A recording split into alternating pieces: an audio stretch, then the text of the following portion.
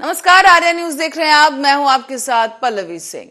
खबरों की शुरुआत करेंगे एक बड़ी खबर से। कुशीनगर से ये बड़ी खबर सामने आ रही है जिससे आपको रूबरू करवा दे।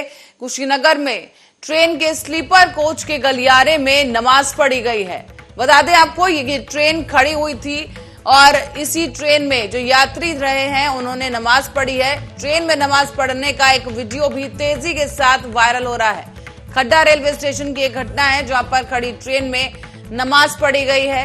और आपको बता दें, तस्वीरें हम आपको यहां दिखा रहे हैं जहां पर खड्डा रेलवे स्टेशन पर ट्रेन में नमाज पढ़ी गई है। लोगों का जो रास्ता है वो रोककर नमाज पढ़ी गई है। तस्वीरों में आप आराम से देख सकते हैं कि यहाँ पर ट्रेन में जो आने जाने के लिए जो रास्ता होता है वहां पर बैठकर यह नमाज पढ़ी गई है। कुशीनगर से मामला सामने आया है जहां पर वीडियो सामने वायरल हो रही है। चादर बिछाकर ट्रेन के कोच में नमाज पढ़ी गई है। जो आवागमन के लिए रास्ता है ट्रेन में उसे रोककर ये नमाज पढ़ी गई है।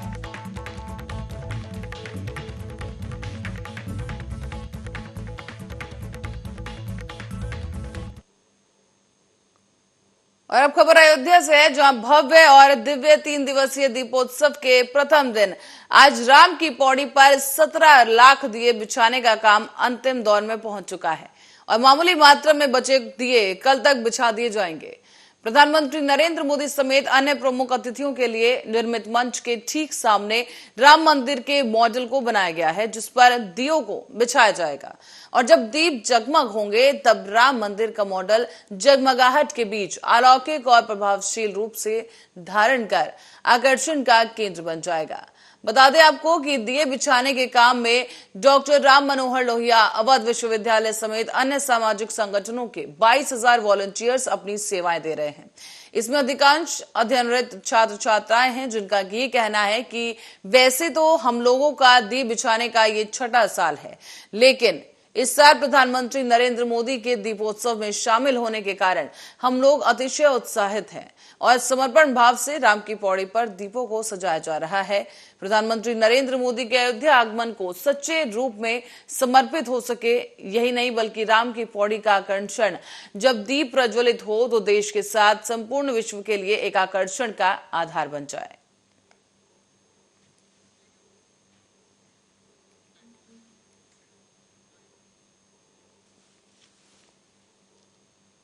तो वाकई वहां पर लोगों में काफी ज्यादा उत्साह है और दुल्हन की तरह अयोध्या नगरी को सजाया जा रहा है। खासतौर पर प्रधानमंत्री नरेंद्र मोदी का आगमन इस दिन के लिए यहाँ पर सभी वॉलंटियर्स पूरे जोश और खरोश के साथ कार्यक्रम में जुटे हुए हैं और अंतिम रूप दिया जा रहा है दीप लगाने को लेकर और जल्द ही उन्हें प्रज्वलित किया जाएगा और भव्य दीपोत्सव दुनिया के सामने होगा एक और नई मिसाल के साथ। और अब बढ़ते अगली खबर की ओर। खबर हमीरपुर से सामने आ रही है जहां से आपको बता दें कि बड़ी खबर हमीरपुर से है जहां गांव में दबंगों का आतंक देखने को मिला है। इसी आतंक के चलते कुछ दबंगों ने नवयुवक को मार मार कर अधमरा कर दिया। बता दें कि ये दबंग व्यक्ति पहले भी कई मामलों में वांछित अपराधी हैं और दबंगों का मुखबिर नवयुवक को मारपीट करने का लाइव वीडियो देखने को मिला है जहां पर पूरा मामला सुमेरपुर थाने के टेढ़ा गांव के पचखुरा स्टैंड का बताया जा रहा है। आपको भी दिखा दें वीडियो जहां आप देख सकते हैं कि सरेआम इस शख्स को पीटा जा रहा है लेकिन कोई ना तो उसे बचाने आता है और ये दबंग बिना किसी खौफ के या बिना कानून के डर के इस युवक को सरेआम पीटते नजर आ रहे हैं। आपको बता दें कि इसे इतनी बुरी तरह मारा गया है इस शख्स को कि इसकी हालत इस वक्त काफी नाजुक बनी हुई है और इसे अस्पताल में भर्ती कराया गया है। हमीरपुर से वीडियो सामने आया है जहां पर युवक की पिटाई दबंगों ने की।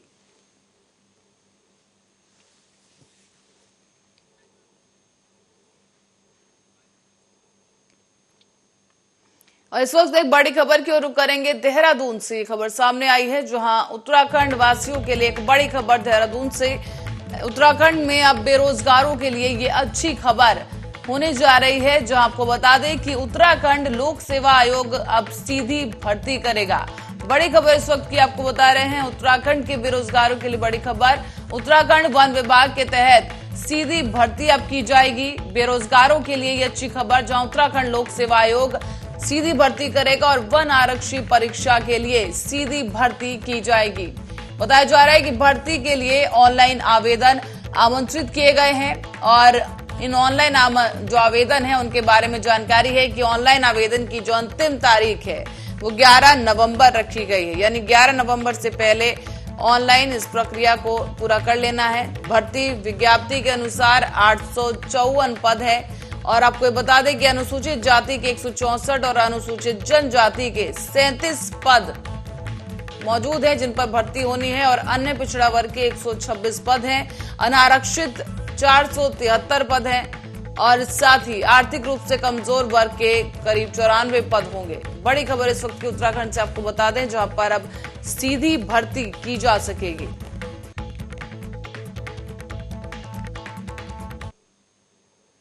और अब खबर मध्य प्रदेश से है, जहां गृह मंत्री नरोत्तम मिश्रा ने पूर्व सीएम कमलनाथ पर एक बार फिर से निशाना साध दिया है। उन्होंने कहा कि कमलनाथ जी के नेतृत्व में मध्य प्रदेश में कांग्रेस पूरी तरीके से बिखर चुकी है। तो वही उन्होंने और क्या कुछ कहा वो भी आपको सुनाएंगे। मैं एक बहुत छोटा सा कार्यकर्ता हूं, अपना सौभाग्य मानता हूं मुझे गुजरात में जिम्मेदारी दी है। गुजरात ने हमें वैश्विक नेतृत्व भी दिया है और उनके आभा मंडल के प्रकाश में वैसे भी देश और गुजरात दमक रहा है। वहां हमें बहुत कुछ सीखने को मिलेगा। गुजरात की जीत लगभग तय है और एक साधारण कार्यकर्ता के नाते अगर इस महायज्ञ में आहुति का अवसर मिला है तो मैं आभार व्यक्त करता हूं केंद्रीय नेतृत्व का। पहले तो कमलनाथ जी ये बताएं कि तुम्हारे नेतृत्व में छोड़ कैसे गए वो? आपके नेतृत्व में उंगली उठ गई ना ये तो, और जो बनी बनाई नहीं चला पाए वो आगे कहां से बनाएंगे? जो सरकार बनी बनाई थी, जनता इन बातों को समझती है कि आप चला पाए नहीं हो, और इन सब से कुछ नहीं होने वाला है। 15 महीने के शासन को जनता ने भोगा है, देखा नहीं है, भोगा है। वो भ्रष्टाचार का तांडव, वो लिखित में झूठ, कर्जा माफी का, बेरोजगारी का, तो इसलिए अब इन बातों में कोई दम बचा नहीं। आरोपी की गिरफ्तारी कल शाम को हो गई है।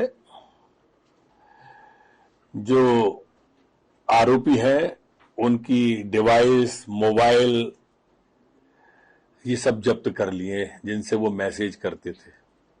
डाटा को रिट्रीव कर रहे हैं हम और पूरी की पूरी जानकारी डाटा के द्वारा उनकी लेने की है कि इनकी कहां कहां और कितनी गलती थी, और उसके हिसाब से अब कार्रवाई लगातार बढ़ती जाएगी। 12 पहले से हमारे पास थे।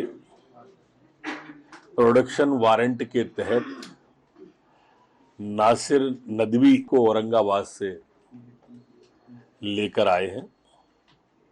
27 अक्टूबर तक की रिमांड अदालत से नासिर नदवी की ली गई है।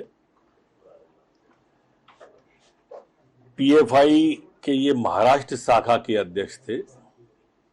गोवा, महाराष्ट्र और मध्य प्रदेश के ज्वाइंट के ये सेक्रेटरी भी थे।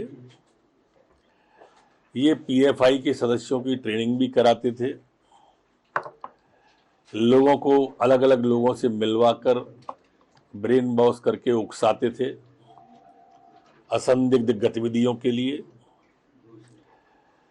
जो तकनीकी साक्ष्य सामने आए थे उसके आधार पर, पूछताछ के आधार पर जो साक्ष्य सामने आए थे उसके आधार पर नासिर नदवी को गिरफ्तार किया है। दूसरे राज्यों से भी इस संबंध में संपर्क में है। हमारी मध्य प्रदेश पुलिस, महाराष्ट्र पुलिस के लगातार संपर्क में है। पूछताछ में जैसे जैसे साक्ष्य मिलते जाएंगे कार्रवाई आगे बढ़ती जाएगी। मैं एक बहुत छोटा सा कार्यकर्ता हूं, अपना सौभाग्य मानता हूं मुझे गुजरात में जिम्मेदारी दी है।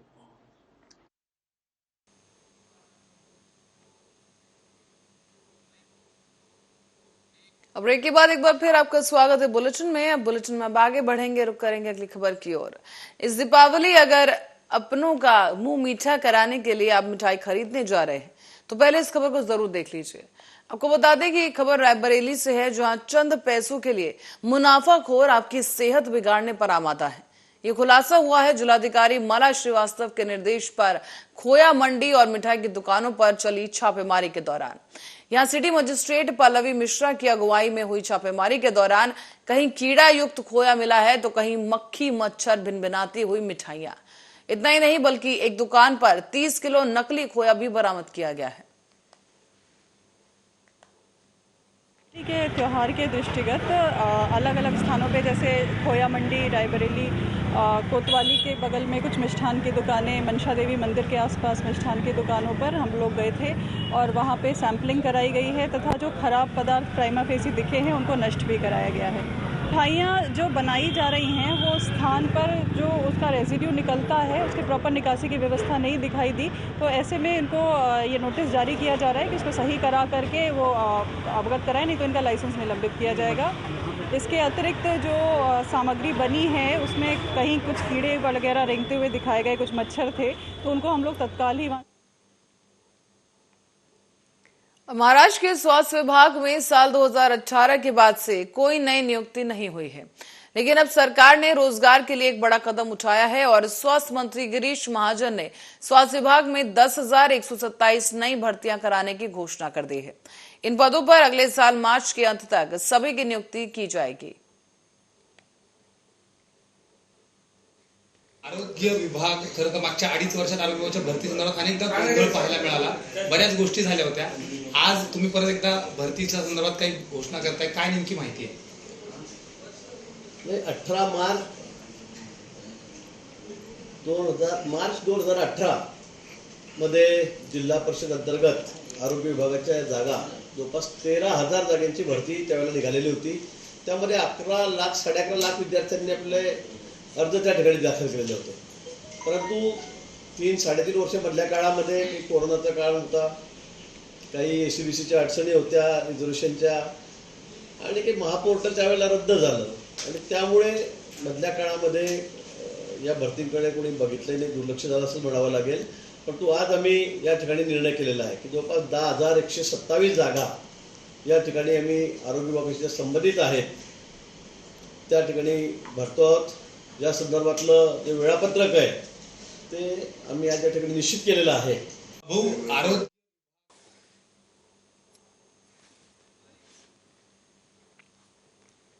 और छत्तीसगढ़ के मुख्यमंत्री भूपेश बघेल ने बीजेपी पर कटाक्ष करते हुए कहा है कि प्रभु श्री राम के नाम पर वोट मांगने वाले बेनकाब हो चुके हैं। ये भाजपा के नेता कभी गाय माता को चारा खिलाने क्यों नहीं जाते?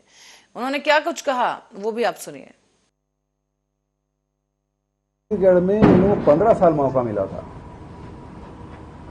इन लोगों ने राम के नाम से वोट लिया जरूर, लेकिन राम का ननिहाल है, माता कौशल्या का मायके है, पूरी दुनिया में एकमात्र मंदिर है। रमन सिंह 15 साल में एक बार झांके तक नहीं। रमेश बैस जी का गांव है, जो हमारे अभी झारखंड के राज्यपाल हैं, लेकिन कभी इन्होंने सूद नहीं, केवल वोट लेने, चाहे वो राम के नाम से हो चाहे गाय के नाम से है। हमारी सरकार ने राम वनगमन पर्यटन पर्पक का निर्माण शुरू किया है 9 जगह इस साल। अभी पहले चरण में 9 जगह हम लोगों ने चिन्हित किया, तो चंदखुरी और उसके बाद सिवरी नारायण, इसको हमने लिया और दूसरी जगह काम चल रहे हैं। तो लगातार उस दिशा में हमारा काम चल रहा है। इनको तकलीफ क्यों हो रही है? इनको मौका मिला था 15 साल, छत्तीसगढ़ में इन लोगों को 15 साल मौका मिला था। इन लोग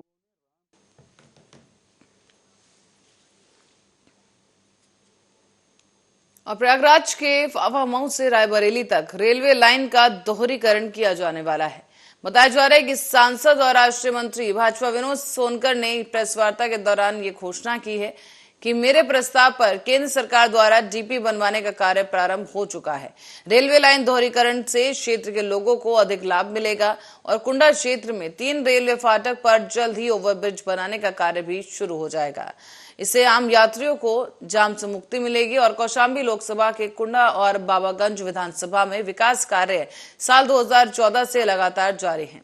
अब कुंडा और बाबागंज की सड़कें भी बदल रही हैं।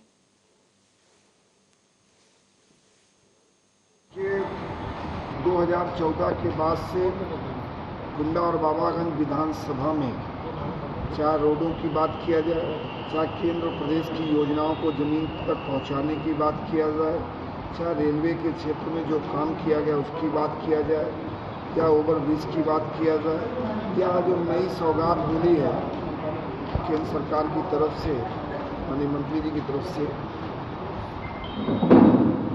प्रयागराज से हाफामऊ वाया कुंडा हरनानगंज होते हुए ऊंचाहार रायबरेली तक का जो रेल लाइन का दोहरीकरण और विद्युतीकरण का काम है वो किन बिंदुओं को लेकर प्रेस वार्ता की गई है। इसके माध्यम से क्षेत्रीय जनता को एक प्रकार से।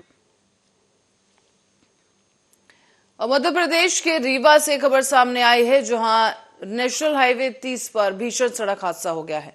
बताया जा रहा है कि इस हादसे में 14 लोगों की मौत हो गई, जबकि करीब 35 यात्री घायल हैं। राहगीरों की सूचना के बाद सहयोगी पुलिस मौके पर पहुंची और बस में फंसे यात्रियों को रेस्क्यू किया गया है।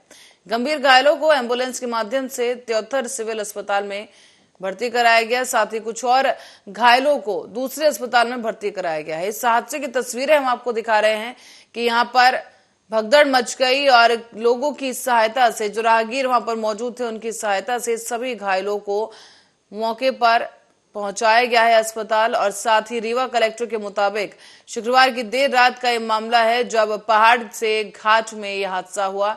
यूपी पासिंग बस जबलपुर से रीवा के रास्ते प्रयागराज उत्तर प्रदेश जा रही थी और उसी समय नेशनल हाईवे 30 की पहाड़ी उतरते समय यह हादसे का शिकार हो गई। बताया यह भी गया है कि बस के कैबिन में लगभग 3 से 4 लोग फंस गए थे। हालांकि हादसे की वजह का पता नहीं चल सका है। शुरुआती जांच में सामने आया है कि सड़क पर आगे चल रहे किसी और वाहन से ट्रक की टक्कर हुई, जिसकी वजह से ड्राइवर एकाएक ब्रेक लगा दिया और इसी के दौरान पीछे तेज रफ्तार से आ रही यात्री बस ट्रक में जा घुसी। क्योंकि ट्रैक्टर से टक्कर जो है वो बिल्कुल सीधी थी, इसीलिए बस के कैबिन में बैठे लोगों के साथ साथ आगे की सीट पर बैठे यात्रियों की भी मौत हो गई है।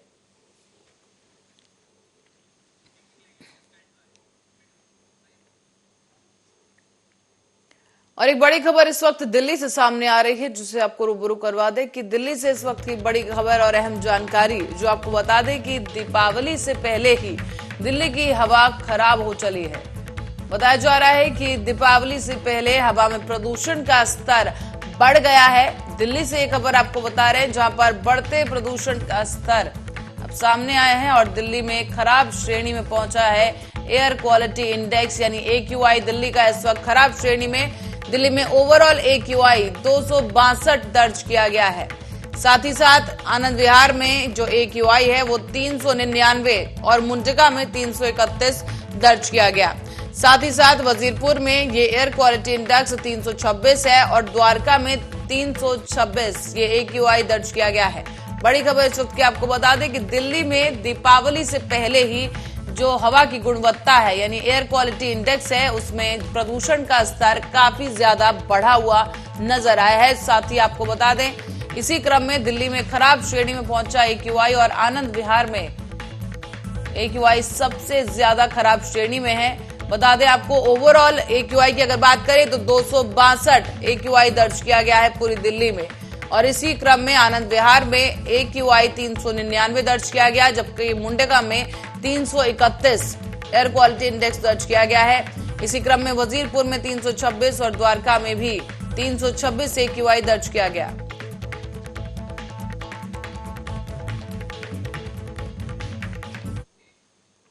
और इसी खबर के साथ साथ बुलेटिन में फिलहाल के लिए इतना ही। देश और दुनिया की तमाम खबरों के लिए आप बने रहे हमारे साथ, देखते रहें आर्या न्यूज।